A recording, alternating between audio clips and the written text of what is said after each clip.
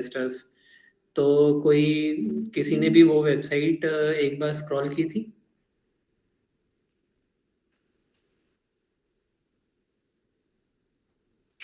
M I audible to everyone? Isha Singh ने की थी। Okay, who else?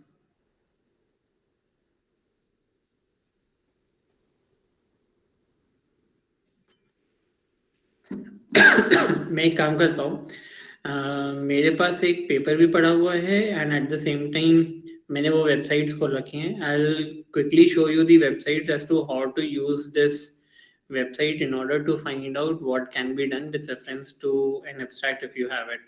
ठीक है, अगर आपको ये पता हो कि आपका एब्स्ट्रैक्ट लिख रखा है तो कौन से जर्नल में भेजना चाहिए वो मैं शेयर करता हूँ। Just a minute.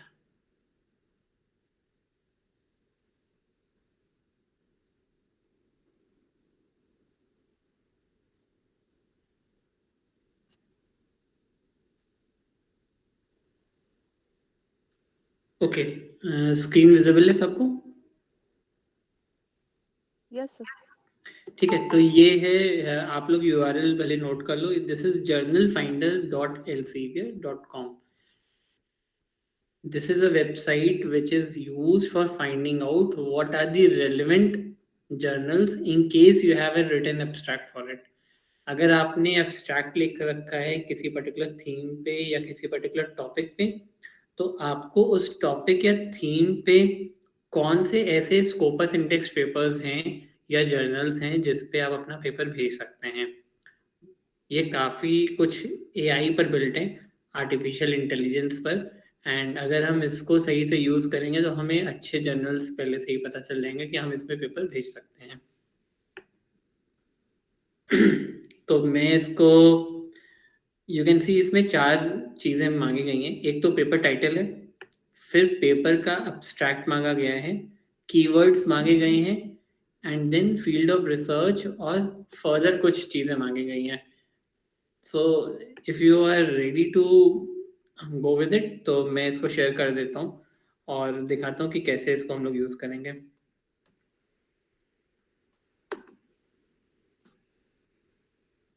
Just a minute, मैं कोई एब्स्ट्रैक्ट शेयर कर देता हूँ एंड उससे हम लोग रिलेट कर पाएंगे।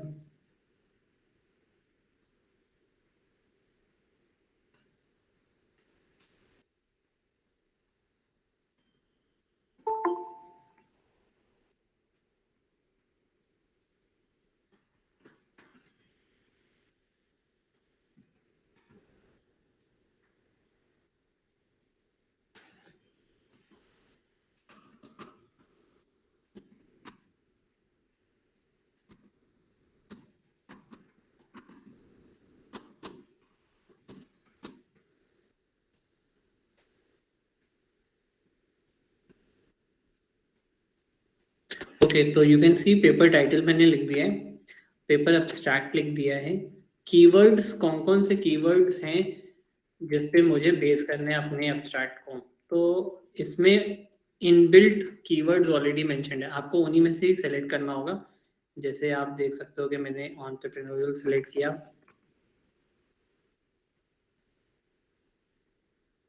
Entrepreneurial activity.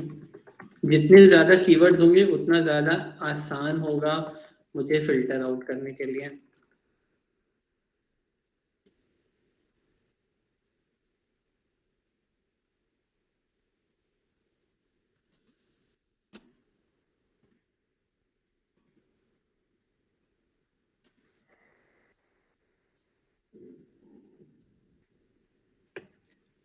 Field of research का मतलब है कि हम किस एरिया में सर्च करने की कोशिश कर रहे हैं। तो यहाँ पे काफ़ी फील्ड्स दिए हुए हैं, हम मैनेजमेंट सेलेक्ट कर लेते हैं। सोशल साइंसेस भी कुछ हद तक आ जाता है, तो मैंने सोशल साइंसेस भी कर लिया। ठीक है, refine your search is important. Refine your search का मतलब है कि मैं जो, मेरे पास जो फाइनल सर्च लिस्ट आएगी उस सर्च लिस्ट में मुझे कौन सी कैटेगरी यूज करनी है या कौन से फिल्टर्स यूज करना है। अगर हम डिफाइन योर सर्च में देखें तो एक ऑप्शन आता है पब्लिकेशन टाइप। पब्लिकेशन टाइप का मतलब है कि कुछ जर्नल्स ऐसे हैं जो कि गोल्ड एक्सेस देते हैं, कुछ ऐसे हैं जो फ्री होते हैं और कुछ होते हैं जो कि सब्सक्रिप्शन बेस्ड मॉडल पे चलते हैं। फिलहाल हमारे लिए ये इंपॉर्टेंट समझना है कि ऐसा कोई भी जर्नल नहीं है जो कि ज़रूरी मतलब बोलते हैं कि फ्रीली सब्सक्रिप्शन देता हो। मैक्सिमम जर्नल्स आपको ओपन एक्सेस फीस चार्ज करेंगे और कुछ ऐसे जर्नल्स होंगे जो आपको बेसिकली चार्जेस पे नहीं होंगे या किसी पर्टिकुलर फिल्टर आउट कैटेगरी पे होंगे। Second is journal impact. Journal का इम्पैक्ट भी हम चाहे तो यहाँ पे सेलेक्ट कर सकते हैं कि कितने इम्पैक्ट फैक्टर के मुझे जर्नल्स मिल जाने चाहिए। मेरे लिए सबसे इम्पोर्टेंट फैक्टर आना चाहिए review and publication time. Time to first decision, जैसे मैंने कल भी बताया था कि फर्स्ट डिसीजन को लेके काफी बार ऐसा हुआ है कि मैंने कोई पेपर भेज रखा है और उसका जो रिव्यू आया है वो 2 महीने 3 महीने लग गए, and those 2-3 months are good enough time to be utilize for sending the same paper to some other journal where maybe there are better chances of getting your paper accepted, and that is where this particular tool plays a very important role. Time to first decision आप clearly कर सकते हैं। ये 0 से 52 weeks दे रखा है। हम चाहें तो इसको क्या कर सकते हैं, शॉर्टर कर सकते हैं। हम देखना चाहते हैं कि ऐसा कौन सा जर्नल है जो कि मुझे विद इन 2 months दे दे, से सपोज 8 वीक्स में वो फर्स्ट रिवर्ट बैक दे दें। तो ये कहाँ से पता चलेगा, ये हम अगर यहाँ से ही फिल्टर लगा के कर दें। ये यहाँ तक सबको बात समझ में आ रही है?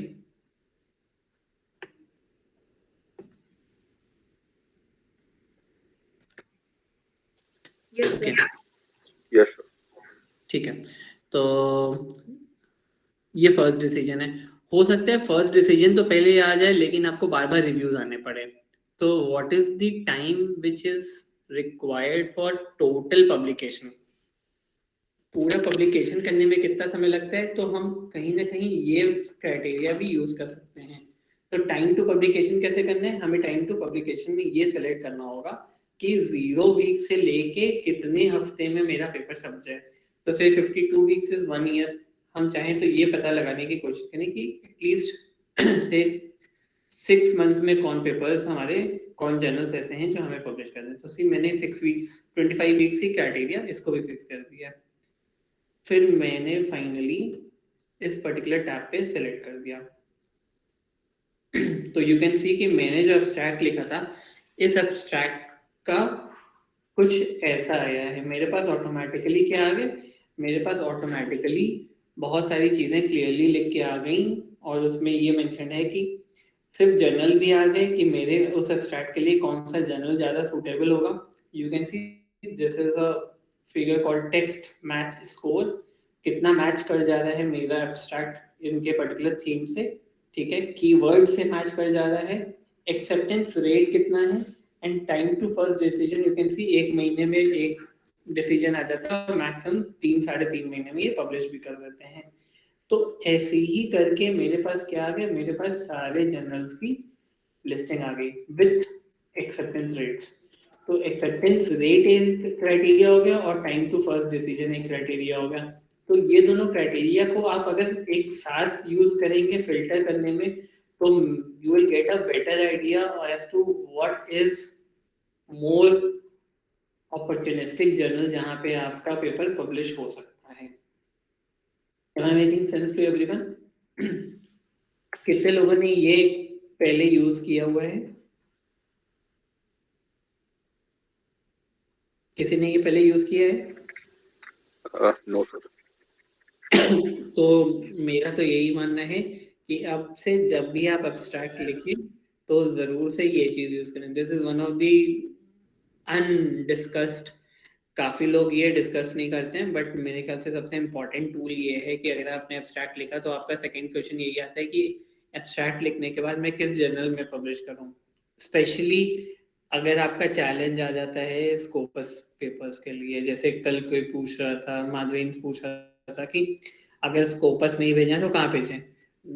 दिस इज वन टूल जहाँ पे आपको क्लैरिटी के साथ पता चल जाएगा कि अच्छा मुझे इसी जर्नल में भेजना चाहिए, क्योंकि एक तो मैच ज्यादा कर रहा है, प्लस मुझे इंपॉर्टेंट पैरामीटर्स पता है, जैसे एक्सेप्टेंस रेट पता है, इम्पैक्ट फैक्टर पता है, टेक्स्ट कितना आपके थीम से जर्नल के मैच कर रहा है, साइट स्कोर भी पता है, फर्स्ट डिसीजन कितने समय में पता चल रहा है एंड ओवरऑल कितना पब्लिकेशन टाइम लग रहा है। ऐसी चीजें अगर हमें पता चल जाए तो हमारे लिए काम काफी आसान होगा। इजी है, इजी टू यूज है, anyone everyone. Yes, sir. You can understand why was I talking about all this. It was very important to understand कि देखो आप पूरा पेपर तो चलो नहीं लिखे हो, अगर आपने एब्स्ट्रैक्ट तो डिसाइड कर लिया होगा ना, अगर आपने एब्स्ट्रैक्ट भी लिख लिया तो abstract will make things easy for you. Just for the fact कि अगर आपने एब्स्ट्रैक्ट लिख लिया है तो आपने एब्स्ट्रैक्ट को क्या करना है, उसके बाद तो कुछ करना नहीं है, उसको अपलोड किया, आपको पता चल जाए कि यही सारे जर्नल्स हैं। फिर जर्नल पे आप चले गए और उस जर्नल पे जाने के बाद हम क्या कर सकते हैं, हम ये चेक कर सकते हैं कि उनका राइटिंग स्टाइल पेपर का क्या है, and becomes easy for you to actually go one step further and find out कि क्या easier method होगा उस particular जर्नल के लिए लिखने के लिए। ये जर्नल फाइंडर जो टेक्निक है ये एल्सेवियर के डेटाबेस जर्नल्स के लिए ही है। So if you are looking forward to getting your paper published in Scopus, this is one of the better ways of finding what journal will suit your abstract. So any questions from your end अभी तक? फिर मैं Taylor Francis का भी दिखा दूंगा।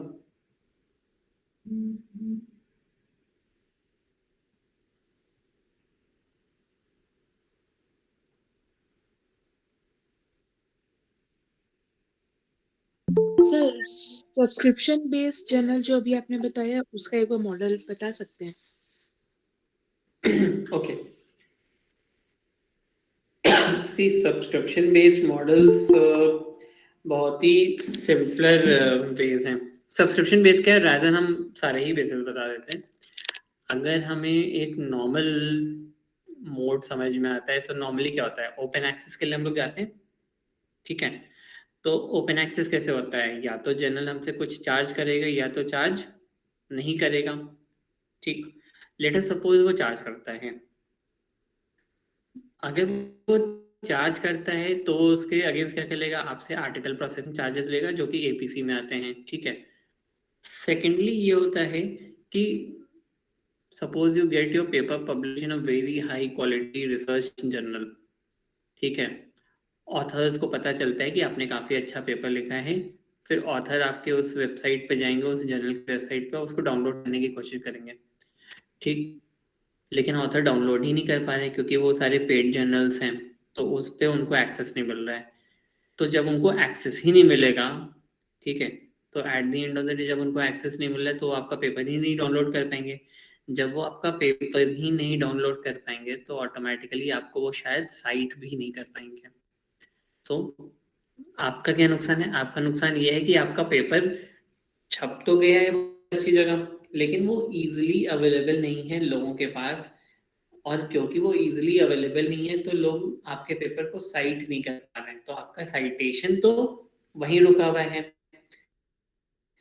This is the only reason कि लोग क्या करते हैं, ज्यादातर ओपन एक्सेस जर्नल्स में पब्लिश कर देते हैं ताकि उनको साइटेशन जो है ज्यादा मिले। Just a minute.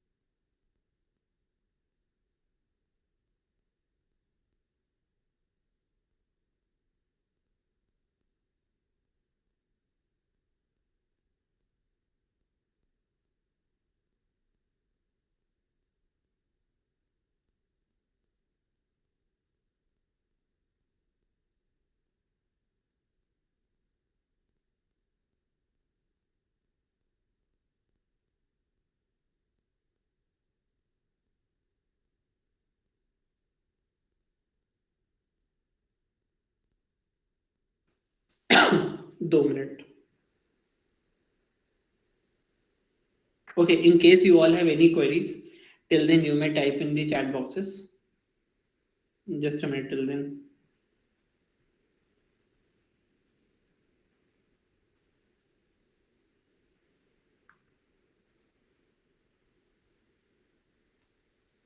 ओके हाँ, तो मैं जो बता रहा था कि एक्सेस वाला इशू यही है कि आपके जर्नल का साइटेशन तो उसी समय बढ़ेगा ना जब लोग आपका पेपर डाउनलोड करेंगे, पढ़ेंगे।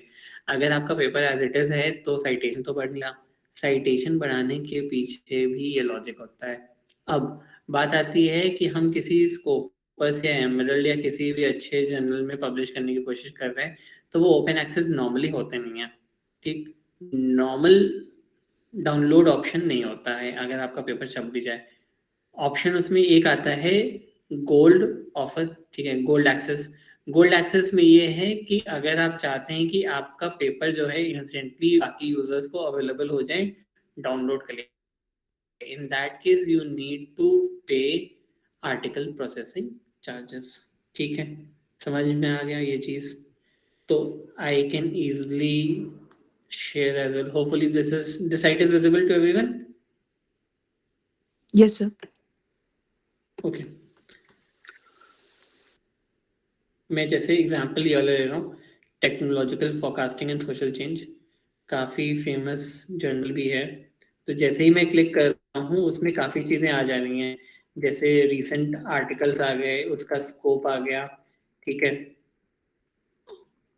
और अगर हम राइट हैंड साइड पे जाएं तो जर्नल वेबसाइट आती है, हम जर्नल वेबसाइट पे रीडायरेक्ट करते हैं। अब ये जनरल वेबसाइट खुल गई होगी, hopefully this site is also visible. एक मिनट में रीशेयर कर दे रहा हूँ।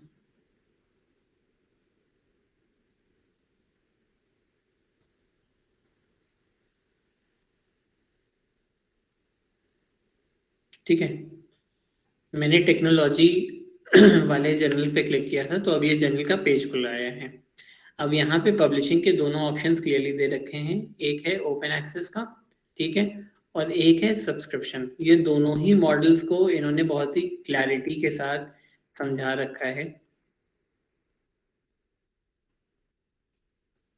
नो यू कैन सी कि इन्होंने क्या लिख रखा है। ओपन एक्सेस और सब्सक्रिप्शन में कितने पेपर अभी तक की डेट में पब्लिश हुए हैं वो भी बता दिया है। इससे ये पता चल जाएगा कि नॉर्मल प्रायोरिटी मोड क्या है एंड नॉर्मल प्रोसेस क्या है, कितने, क्या इस समय इस पर्टिकुलर जर्नल को लेके क्या कल्चर है लोगों का। ठीक है, and you can easily C one more thing is publication time यहाँ पे कितना है, 2.2 वीक्स का ही है। कैन यू से why it is only 2.2 weeks? 2.2 weeks क्यों होगा? काफी कम समय है, मतलब 2 हफ्ते से 3 हफ्ते लग रहे पब्लिकेशन करने में।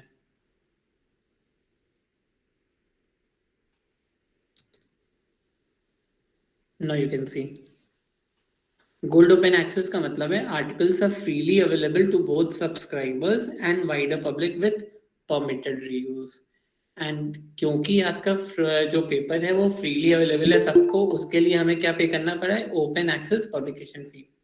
On the other hand subscription based model में क्या है, articles are made available to subscribers as well as developing countries and patient groups through our access program, no open access publication fee।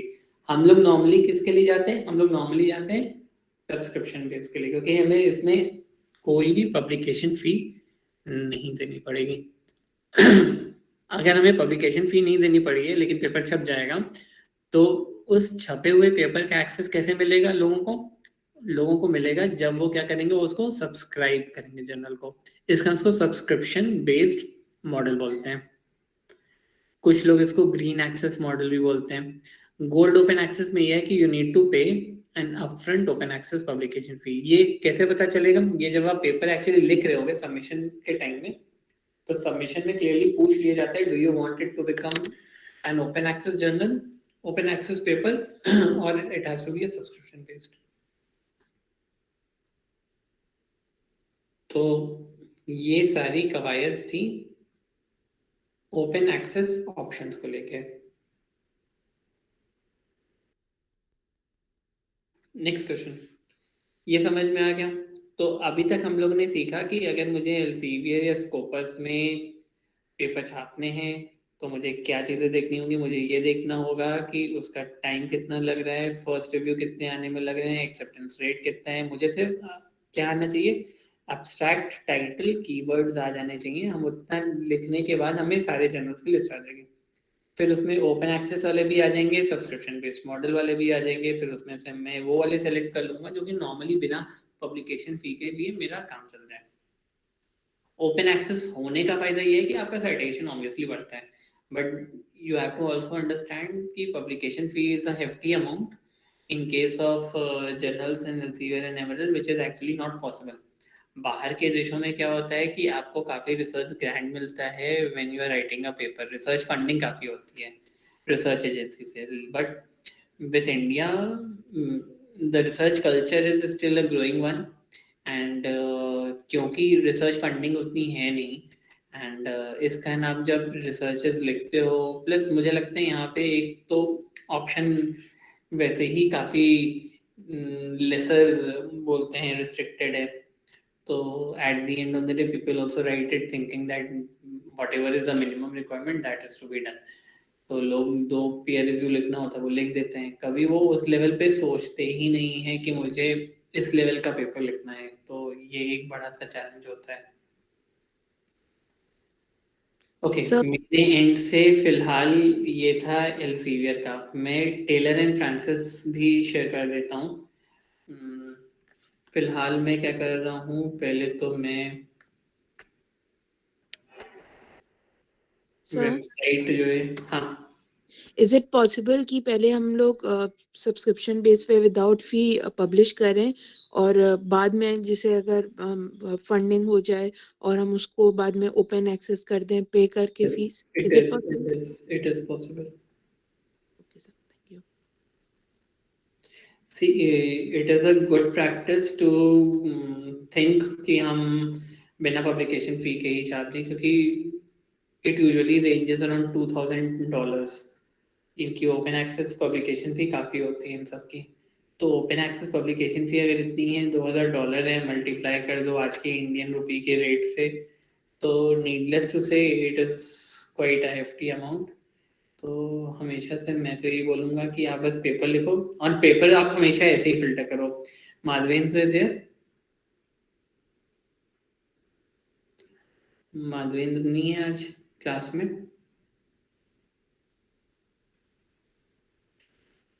Is there?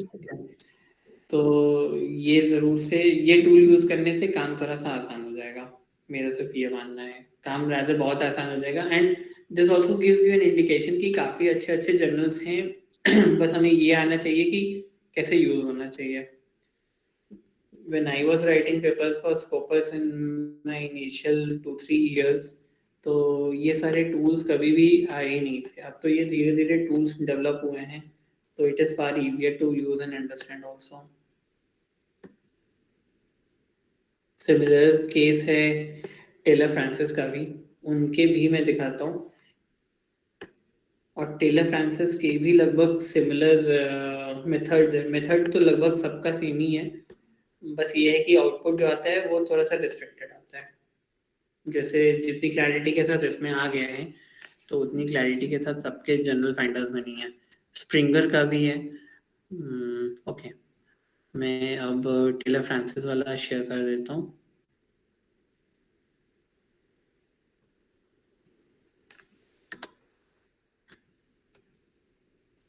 Okay screen is visible. ये journal suggester है जो कि काफ़ी recently Taylor and Francis ने introduce किया। Taylor Francis is also one of the good start, बोलते हैं कि सही प्लेटफॉर्म है, अगर आपको जर्नल में ही लिखने हैं और अच्छी क्वालिटी में लिखने हैं तो आप यहाँ से भी शुरू कर सकते हो।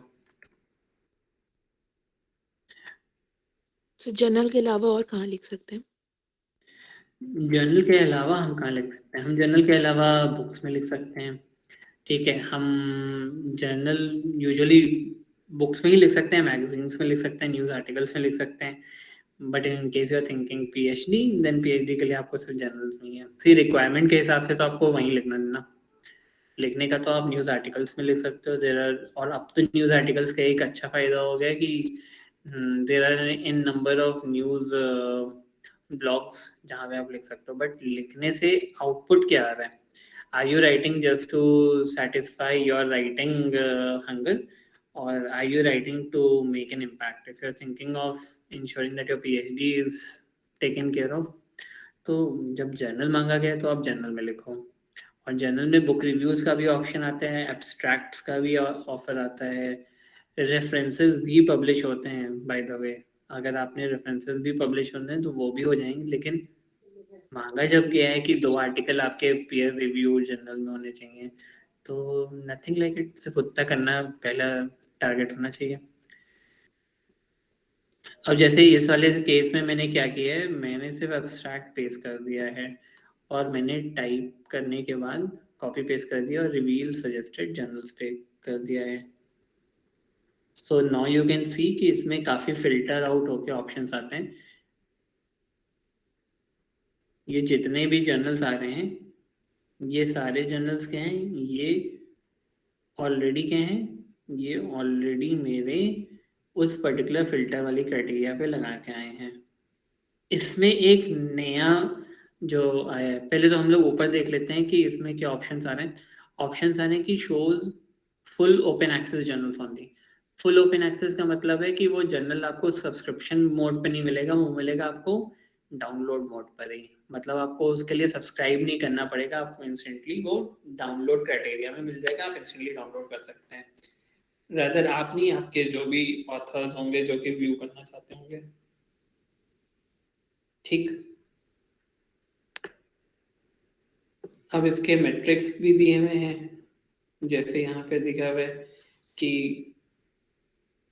एक्सेप्टेंस रेट 24% है, सबमिशन टू फर्स्ट डिसीजन है 0 days।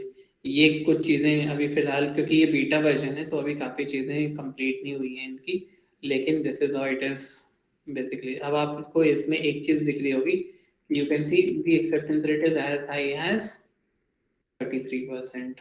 तो टेलर एंड फ्रांसिस भी काफ़ी अच्छा जर्नल है अगर आपको अपना कभी भी स्टार्ट करना है कुछ। ठीक है, और ऊपर से हमें एक ऑप्शन मिल जाता है कॉस्ट फाइंडर का, लेकिन ये सब केसेस में कॉस्ट फाइंडर काम नहीं करता है, तो ये चीज़ हमें रहना चाहिए। ठीक है, तो ये कॉस्ट फाइंडर ये बेसिकली ये बता रहा है कि कितना कॉस्ट लगेगा अगर आप अपना पेपर पब्लिश कराना चाह रहे होंगे।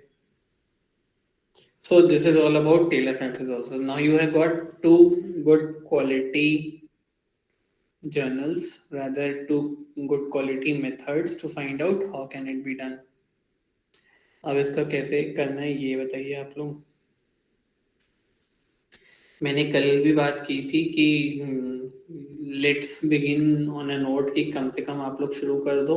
टॉपिक अगर फाइनलाइज हो गया है तो you can start thinking of writing a paper associated with it. Nothing like having one paper published. अब ये ज़रूर से है कि पेपर आप नॉन पेड वाले में करें तो ज़्यादा अच्छा है, और पेपर जो होना चाहिए वो प्रिंट में ना हो के वो ऑनलाइन जर्नल तो ज़रूर से होना चाहिए, जिसका फुटप्रिंट आपको मिल जाए, हमेशा डिजिटल फुटप्रिंट जिसका होना चाहिए।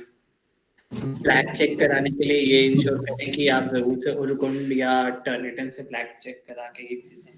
Make sure that don't send a full of errors या रिडंडेंसी के साथ। प्लस अगर आपके पास ग्रामरली का सब्सक्रिप्शन नहीं, मेरे ख्याल से सब्सक्रिप्शन किसी चीज़ की ज़रूरत नहीं है, आपके पास सिर्फ नॉर्मल राइटिंग MS वर्ड होना चाहिए, उससे भी काम चल जाएगा। Don't use any other way to write, उतना काफ़ी है जितना मैं बता रहा हूँ। आप लोग ने अगर कहीं एब्स्ट्रैक्ट लिखा है तो एक बार एल्सेवियर में भी ये टेक्निक यूज़ करेगा और एक बार टेलर फ्रांसिस में भी यूज़ करेगा। You will be able to fine tune and finalize some journal for you. Sir हाँ सोमनाथ। सर ये यूजीसी केयर लिस्ट में कौन कौन से जर्नल हैं वो कैसे मिलेगा लिस्ट? यूजीसी केयर की कोई लिस्ट नहीं है, ठीक है। आप यूजीसी केयर के जब वेबसाइट पे जाएंगे तो आप उसमें लॉगिन बना लीजिए, ठीक है। तो लॉगिन बनाने के बाद, मतलब अगर आपने लॉगिन नहीं बनाया तो पहले आप रजिस्टर कर लीजिए। तो रजिस्टर करने के बाद आपका लॉगिन आईडी पासवर्ड आपके मेल पर आ जाएगा, वो लॉगिन आईडी पासवर्ड यूज़ करके आप लॉगिन करिए। उसमें क्लियरली मेंशन्ड है UGC care list A, list B, ठीक है। लिस्ट ए को आप क्लिक करेंगे तो लिस्ट नहीं खुल के आती है, वो सीक्वेंस में बन के सारे जर्नल्स आ जाते हैं जितने भी उस पर्टिकुलर इंडेक्स पर हैं, और उसको आप एक एक करके ही क्लिक कर सकते हैं। दूसरा ऑप्शन ये है कि अगर आपको लगता है कि कोई पर्टिकुलर जर्नल है जिसको लेके कोई कंफ्यूजन है कि वो क्या वो इंडेक्स है कि नहीं है, यूजीसी केयर में नहीं है, तो उसके होम पेज में ही लिखा हुआ है search by ISSN, search by title, search by publisher. तो वहाँ पे आप आईएसएसएन नंबर डाल के भी सर्च कर सकते हैं कि क्या जो जर्नल की बात हो रही है वो यूजीसी केयर लिस्टेड है कि नहीं है। फर्दर यूजीसी केयर के भी काफ़ी ऐसे जर्नल्स हैं जिसके क्लोन पेजेस बने हुए हैं वेबसाइट पे। आपको काफ़ी ऐसे जर्नल दिखेंगे जो कि लगेगा कि यूजीसी केयर है, लेकिन वो यूजीसी केयर है नहीं, वो सिर्फ उसके क्लोन पेजेस बने हुए हैं। तो यूजीसी केयर में भी आपको क्या करना चाहिए, लॉगिन करना चाहिए, जर्नल तक पहुंचना चाहिए जिस जर्नल में आप लिखने की कोशिश कर रहे हो, उस जर्नल के सोर्स होम पेज पे उसी की वेबसाइट से जाइए। गूगल पे उस जर्नल का नाम कभी नहीं लिखिए, ठीक है, क्योंकि वो आपको क्लोन ही मिलेगा मैक्सिमम केसेस में। द ओनली वे इज, जैसे हम स्कोपस में वाया स्कोपस जाते हैं किसी भी स्कोपस जर्नल पे, और सिमिलरली यही है कि हम यूजीसी केयर के भी जर्नल को अगर विजिट करें तो हम यूजीसी केयर जर्नल के ही थ्रू या यूजीसी केयर की वेबसाइट के ही थ्रू उस जर्नल पे पहुंचे, रीडायरेक्ट होके, ना कि हम गूगल पे टाइप करके पहुंचेंगे, क्योंकि गूगल पे इतनी बढ़िया से एसईओ और सर्च इंजन ऑप्टिमाइज किया गया है कि क्लोन पेजेस आपको पहले दिखेंगे सर्च इंजन के रिजल्ट्स में। सर अगर तो यू हो शुड बेट। सर अगर हाँ, हो सके तो यूजीसी केयर लिस्ट वाला प्रोसेस मैं एक बार मैं दिखा दीजिए। मैं दिखाता हूँ, जस्ट अ मिनट।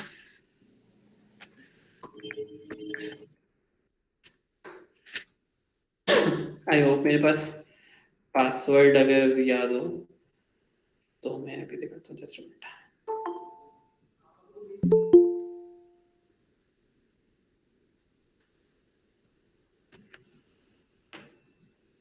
ये वेबसाइट खुल के आ गई होगी।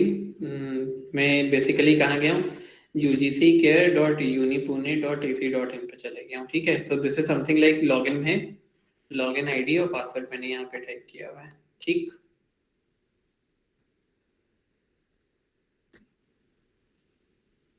और मैंने यहाँ पे लॉगिन कर लिया। नाउ यू कैन सी कि ये फ्रेम बन के आ गया। Can you all see this? Yes sir. ठीक है। यस तो सर। यहाँ पे एक चीज तो बहुत अच्छी इन्होंने कर रखी है कि जो भी क्लोन जर्नल यूजीसी के रडार पर हैं, जो कि नहीं है यूजीसी केयर के, अलग से बन रखे हैं, तो वो इन्होंने ग्रुप 1 ग्रुप 2 के उन्होंने अलग से मेंशन कर रखे हैं। अगर आपको कोई ऐसा जर्नल है जो कि क्लेम कर रहा है कि वो यूजीसी केयर का है, लेकिन वो यूजीसी केयर है कि नहीं आपको नहीं पता, तो आप यहाँ सेलेक्ट मोड पे जाइए, उसका टाइटल या आईएसएसएन नंबर लिखिए और यहाँ लिख के आप सर्च में जा सकते हैं और आपको पता चल जाएगा कि क्या वो एक्चुअल में है भी जर्नल आईएसएसएन की, सॉरी, है भी यूजीसी केयर की नहीं है। फिर यहाँ पे ग्रुप 1 है और ग्रुप 2 है, हम दोनों ही क्लिक कर सकते हैं 1/1, और हमें ये पता चल जाएगा कि कौन कौन से जर्नल्स हैं। अब यहाँ पे क्लियरली मेंशन है कि कौन कौन से जर्नल्स ग्रुप 2 का हिस्सा हैं, ठीक है। जैसे आर्ट एंड ह्यूमैनिटीज में क्या है, साइंस साइटेशन में क्या है, सोशल साइंसेज में क्या है, स्कोपस सोर्सेज में क्या है। तो you can actually root via any of the sources. आप किसी भी लिंक पे क्लिक करोगे तो आपको लिस्ट नहीं आएगी, लेकिन आपको एक 5-5 करके एक वो बन जाएगा, जो बॉक्स बन जाता है, उसमें आपको स्क्रॉल करना पड़ेगा। ऐसा कोई पीडीएफ फाइल नहीं है।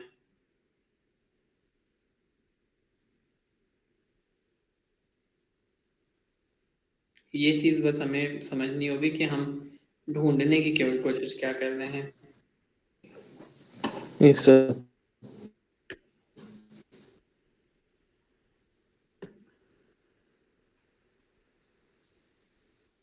ये जैसे मैंने सर्च पे क्लिक किया, अब सर्च में क्या है कि मेरे पास सारे जर्नल्स की लिस्ट है, जो साइंसेज में है, जो सोशल साइंसेज में, arts and humanities, multi disciplinary है। तो मुझे अगर मल्टी डिसिप्लिनरी से सोचना है तो मैंने मल्टी डिसिप्लिनरी पे क्लिक किया। अब यहाँ से मेरे पास वो जर्नल्स की लिस्ट आ गई है, ठीक। मुझे अगर जैसे ये नाम है अंतर्मुख, अब इस अंतर्मुख में मुझे जाने के सर लिए वो यहाँ, दिख नहीं रहा है। ओके, मेरे ख्याल से सर मैंने, वो दिख नहीं रहा है। जस्ट मिनट, जस्ट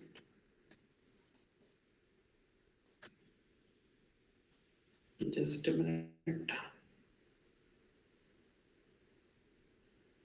अच्छा, एक मिनट।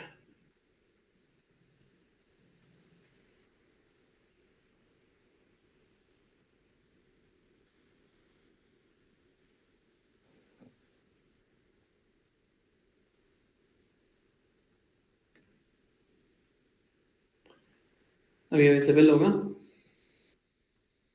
जी सर। ठीक है। Yes, तो कुछ एक ऐसी लिस्ट आ जाएगी जब हम उसको सर्च करते हैं, तो सर्च करने पे हमारे पास सारे जर्नल्स का नाम आ गया है। ठीक है, तो हमें अब किसी भी जर्नल में अगर पब्लिश करने से, suppose I want to publish in Asia Pacific, but यहाँ पे क्लियरली मेंशन है कि एशिया पैसिफिक क्या हो गया, डिसकंटिन्यू हो गया है। फिर मुझे से सपोज इसमें करना है, अंतर्मुख में करना है, तो मैं अंतर्मुख गूगल पे नहीं सर्च करूंगा, मैं क्या करूंगा, अंतर्मुख की वेबसाइट पे जाऊंगा। लेकिन मैं जाऊंगा कहाँ से, यहीं से ही जाऊंगा, एक्शन वाले बटन को क्लिक करके।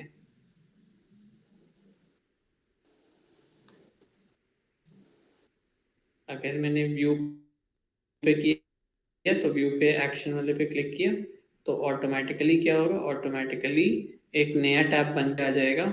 और फिर मैं कोशिश करूंगा कि मैं वहीं से ही जाऊं। I am showing the next tab also. Sir, screen is not visible. हाँ, मैं बस शेयर कर रहा हूँ, एक minute.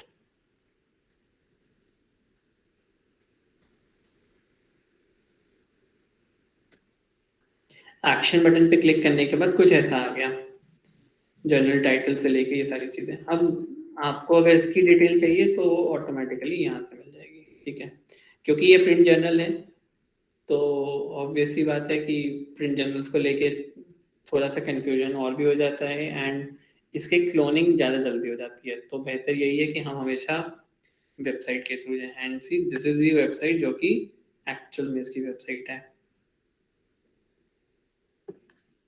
I hope this is visible. नहीं है विजिबल, एक मिनट।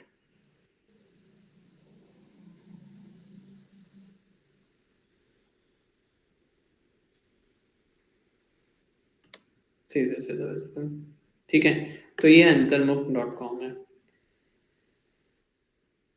इसका मतलब ये है कि अगर हम कभी भी जर्नल लिख सोच रहे हो तो हमें कहाँ से जाना चाहिए, हमें जाना चाहिए सिर्फ एक ऑप्शन से, और ऑप्शन ये है कि हमें ये देखना चाहिए कि हम कहाँ से एक्चुअल ऑथेंटिक वेबसाइट पे पहुँचे।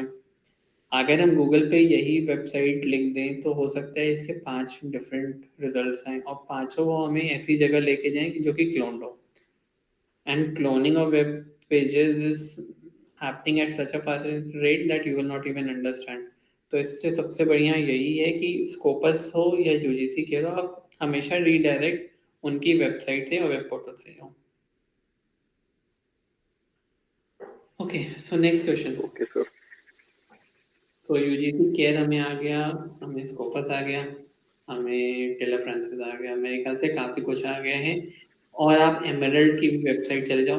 अच्छा, ये 4 चीज़ें जब हमें आ जाए, सबसे अच्छी बात यह है कि चाहे वो एमरल्ड हो या एल्सेवियर हो, ये दोनों की अपनी अपनी रिसोर्सेज हैं।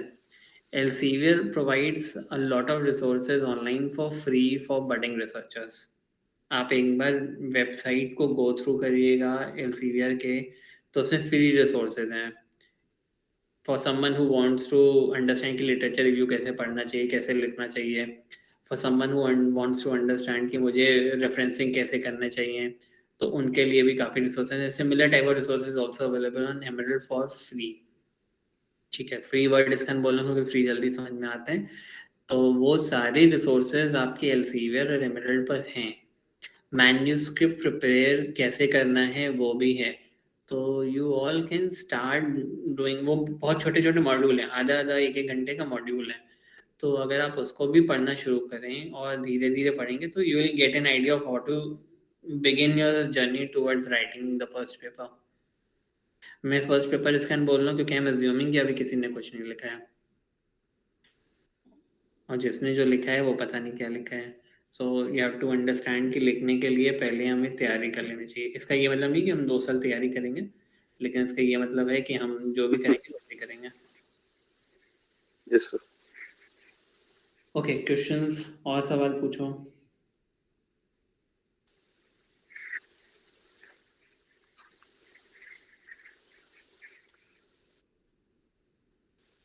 Sir, is there any word limit while writing abstract?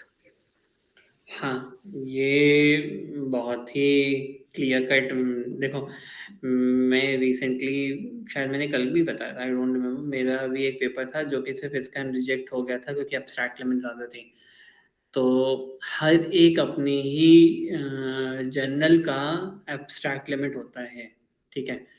तो ये चीज़ हमें याद में रखनी पड़ेगी कि है, जैसे अभी जिसमें मैंने भेजा था तो उसका वर्ड लिमिट था 250 का और मेरा वर्ड लिमिट था 400।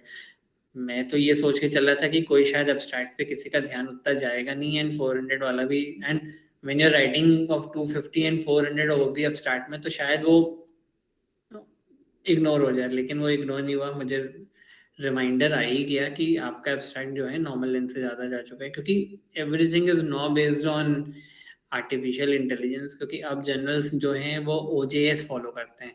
OJS is open journal systems, open journal submission systems. तो जब ओपन जर्नल सबमिशन है तो अब आपको पहले क्या होता था कि पहले आप पेपर लिख लेते थे, आप डायरेक्ट एडिटर को मेल कर देते थे पेपर, ठीक है। पेपर एडिटर के पास जाता था, एडिटर डेस्क रिसर्च कर लेता था, या तो वो वहीं से रिजेक्ट कर देता था या तो वो आगे भेज देता था रिव्यूअर के पास। अब नहीं है, अब उन्होंने सिस्टम बहुत सिंपल कर दिया। अब उन्होंने OJS कर दिया है, ओपन जर्नल सबमिशन। तो आपको सारी कवायद जो करनी है वो उसी सिस्टम पे ही करनी है। आपको पहले अपना डिटेल भरना है, और सेड आईडी अगर है तो उससे रिलेट, उससे आप मैच कराइए। उसके बाद आप अपना पूरा प्रोफाइल भरिए, ऑथर्स का प्रोफाइल भरिए। सेकंड पेज पे वो कवर लेटर मांगेंगे, ब्लाइंड मैन्यूस्क्रिप्ट मांगेंगे, उसके अलावा रेफरेंसेस अलग मांगेंगे, टेबल्स अलग मांगेंगे, हो सकता है मेटा डेटा भी मांग लें, एब्स्ट्रैक्ट अलग मांगेंगे, ठीक है, अबाउट दी ऑथर्स अलग पेज में मांगेंगे।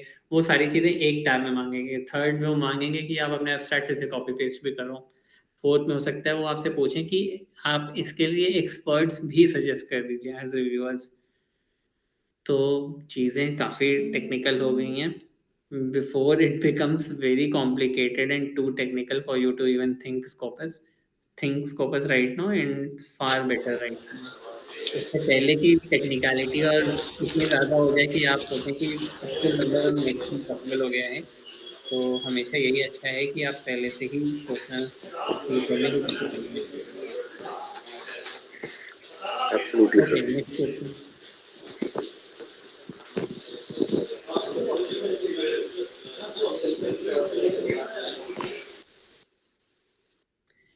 यस, काफ़ी कुछ नया आज सीख लिया।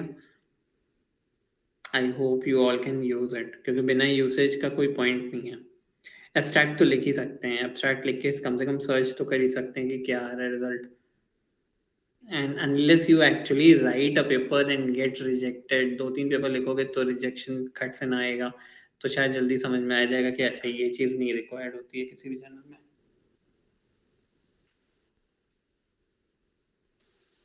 Okay, sir. Okay, what else?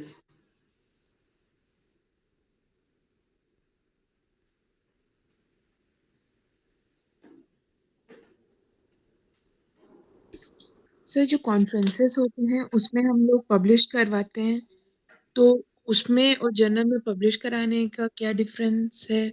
और जो इंडेक्स किया जाएगा मतलब उसको रिकॉग्निशन मिलता है कॉन्फ्रेंस के जो पेपर्स हैं इक्वली दीस journal papers?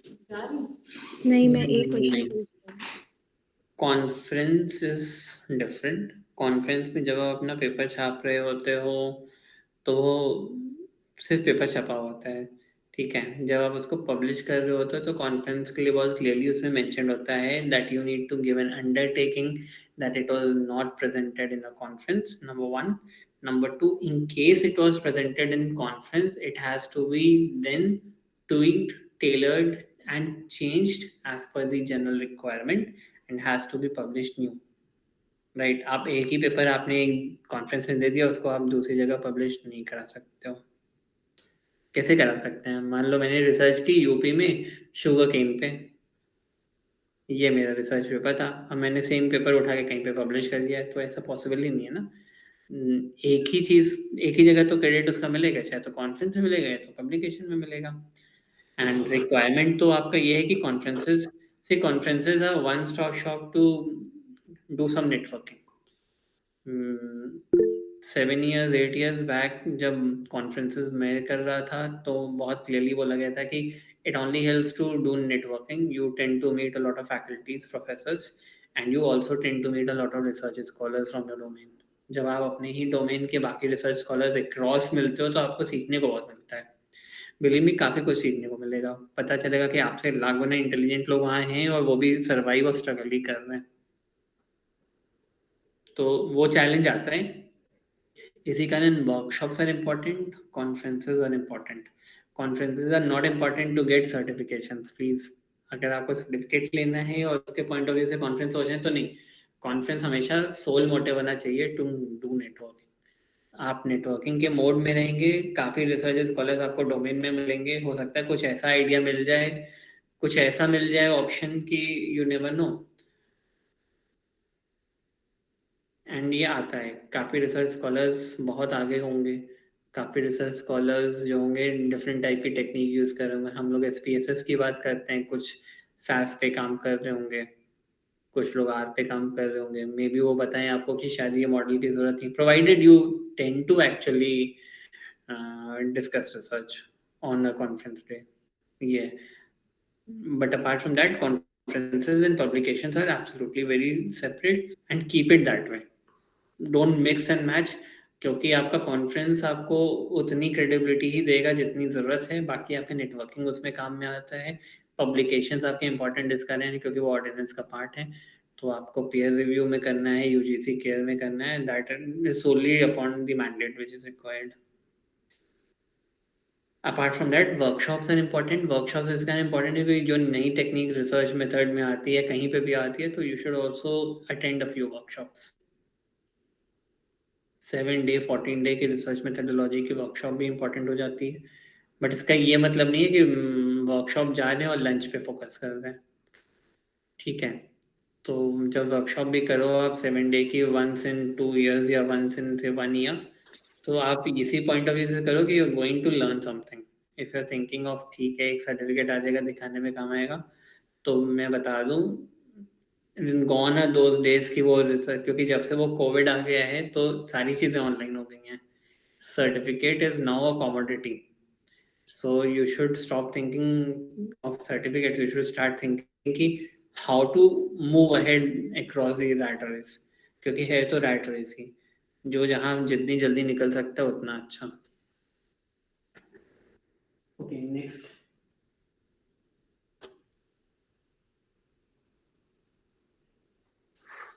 Yes, sir.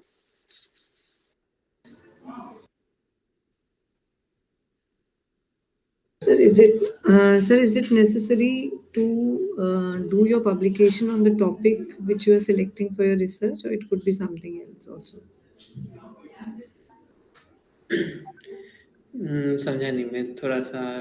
Sir मतलब अगर मान लीजिए अभी मेरा रिसर्च टॉपिक बहुत डिसाइडेड नहीं है, तो कितने महीने हो गए सुप्रभा? जी सर. कितने महीने हो गए रिसर्च स्टार्ट किए हुए? Sir there is a confusion because 2-3 हैं, मतलब नैरोड कि 2-3 टॉपिक्स हैं, बट अभी I am not very confident कि हाँ ये ही पर्टिकुलर चीज़ है दैट विल बी हेल्पफुल. सो मतलब 2-3 कॉन्स्टेंटली, एक अक्रेडिटेशन कंपोनेंट है हेल्थ केयर में, एक स्टाफ का रिलेटेड इफेक्टिवनेस है ट्रेनिंग का. तो पेशेंट मतलब ये 2-3 टॉपिक. HR हाँ, HR से रिलेटेड है. एक सर अक्रेडिटेशन मतलब का इफेक्ट या इम्पैक्ट पेशेंट सेफ्टी पे कितना क्या होता है into small health care units, अगर हम देखें मतलब कानपुर रीजन में. ये 2-3 टॉपिक्स हैं जिन पे काम करना चाह रही हूँ, बट अभी like I am not sure कि हाँ यही होगा. बट चूंकि पहले कुछ कई ट्रेनिंग्स करी हुई हैं स्टाफ रिलेटेड और उनकी इफेक्टिवनेस वगैरह का डेटा इज अवेलेबल. मैं ये जानना चाह रही थी कि मान लीजिए अभी हमारा ट्रेनिंग मतलब जो रिसर्च टॉपिक है वो बिल्कुल क्लियर नहीं है, लेकिन हाँ देयर इज समथिंग जिससे कि मैं एक कोई रिसर्च का पेपर शायद लिख सकती हूँ. तो क्या ये हो सकता है पॉसिबल? हाँ, बिल्कुल हो सकता है. ज़रूरी नहीं है कि सी जो ऑर्डिनेंस एंड ऑल की डिटेल है उसमें तो मेरे ख्याल से यही लिखा हुआ होगा कि जो आपका रिसर्च पेपर है वो आपके ही टॉपिक से कोरिलेट कर रहे जाए, ठीक है। So if your topic is on HR analytics or say job satisfaction, so your two papers have to be on job satisfaction and HR analytics. But the number is only restricted to 2. Beyond that, you can do 12 another or say 14 another research papers on any other topic which you believe is a good enough paper to get published. No sir, so इसका मतलब ये उसमें count नहीं होगा जो because may B I अगर मैं 12 नहीं कर पाऊँ काउंट उसी समय होगा अगर आपके टॉपिक से रिलेवेंट होगा। ओके से मतलब तो इसका मतलब मेरा टॉपिक है, से सपोज मेरा टॉपिक है फाइनेंशियल लिटरेसी का, लेकिन मैंने एक पेपर लिख दिया है ऑन एम्प्लॉय सेटिस्फैक्शन, तो एम्प्लॉय सेटिस्फैक्शन वाला पेपर आपके फाइनेंशियल लिटरेसी से नहीं रिलेट करेगा, वो काउंट नहीं होगा।